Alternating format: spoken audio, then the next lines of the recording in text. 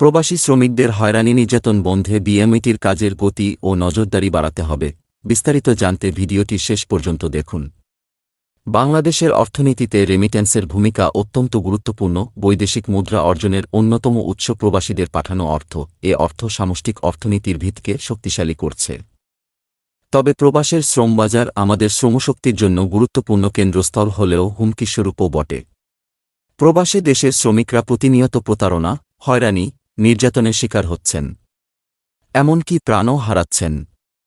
কিন্তু এর প্রতিকার নেই বললেই চলে।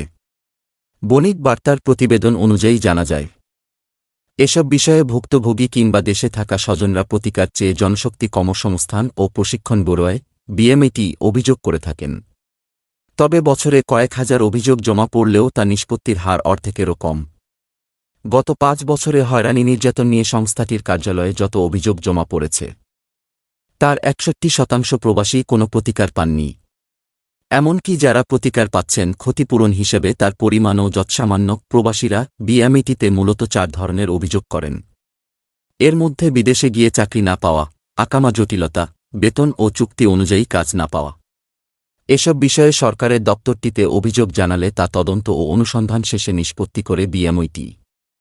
নানা বাধাবিপত্তি অতিক্রম করে প্রতি বছরই বিদেশে যাওয়া বাংলাদেশি কর্মীর সংখ্যা বাড়লেও সে তুলনায় প্রবাসী আয় বাড়ছে না। ২০২৩ সালের প্রথম ১১ মাসেই ১২,১০,০০০ কর্মী বিদেশে গেছেন। ২০২২ সালে এ সংখ্যা ছিল ১১,৪০,০০০।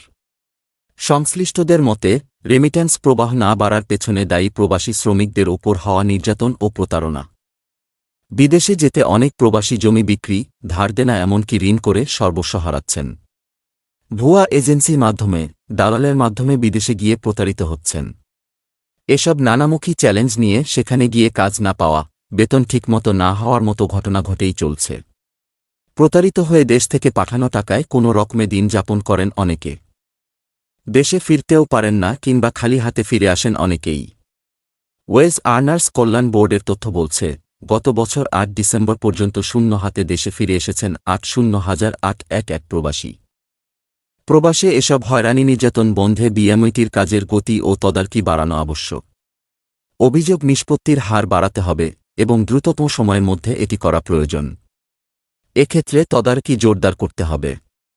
সাধারণত বিএমইটির কাছে কোনো প্রবাসী হয়রানি কিংবা নির্যাতনের বিষয়ে লিখিত অভিযোগ করলে সেটি ১ মাসের মধ্যে নিষ্পত্তি হওয়ার বাধ্যবাধকতা রয়েছে।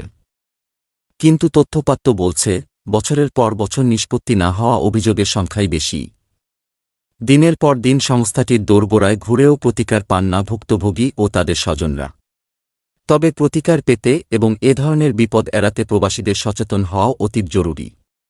বিদেশে যাওয়ার জন্য কর্মীরা যে এজেন্সির কাছে টাকা দেন, অধিকাংশ ক্ষেত্রে এ লেনদেনের কোনো লিখিত কাগজপত্র থাকে না। ফলে কর্মীরা অভিবাসনের ক্ষেত্রে বিদেশে গিয়ে কোনো বিপদে পড়লে এবং বিএমইটিতে অভিযোগ করে ক্ষতিপূরণ চাইলে তার যথাযথ ক্ষতিপূরণ আদায় হয় না। এক্ষেত্রে রিক্রুটিং এজেন্সিগুলো যেমন পার পেয়ে যায়, তেমনি অভিযোগেরও সুরাহাও হয় না। সরকারিভাবে বিদেশ যেতে যে অর্থ ব্যয় হয়, তুলনামূলক রিক্রুটিং এজেন্সিগুলোর মাধ্যমে অনেক বেশি পরিমাণ অর্থ দিতে হয়। আবার রিক্রুটিং এজেন্সিগুলোর মাধ্যমে যাওয়ার ক্ষেত্রে ঝুঁকিও থাকে অনেক বেশি। তবু প্রবাস যেতে ইচ্ছুক ব্যক্তিরা কেন সরকারিভাবে না গিয়ে এজেন্সির মাধ্যমে যায় তা জানা দরকার। সে অনুসারে সিদ্ধান্ত গ্রহণের প্রয়োজনীয়তা রয়েছে। প্রবাসী কল্যাণ ও বৈদেশিক কর্মসংস্থান মন্ত্রণালয়কে এ বিষয়ে কার্যকর পদক্ষেপ গ্রহণ করতে হবে। অনেকের অভিযোগ, এ মন্ত্রণালয় ধীরগতির পন্থা ও ব্যর্থতায় প্রবাসে থাকা কর্মীদের হয়রানি নির্যাতন বছরের পর বছর বেড়েই চলেছে। বিদেশে গিয়ে কোনো কর্মী যেন হয়রানি নির্যাতনের শিকার না হন এবং প্রতারিত হয়ে ফিরে না আসেন তা নিশ্চিত করতে সংশ্লিষ্টদের সমন্বিতভাবে কাজ করতে হবে। বাংলাদেশ মিশনগুলোকে তদারকি বাড়াতে হবে। হয়রানি ও প্রতারিত হওয়া থেকে প্রবাসী কর্মীদের রক্ষা করতে হলে প্রতিটি নিয়োগ ভালোভাবে পরীক্ষা করে দেখতে হবে।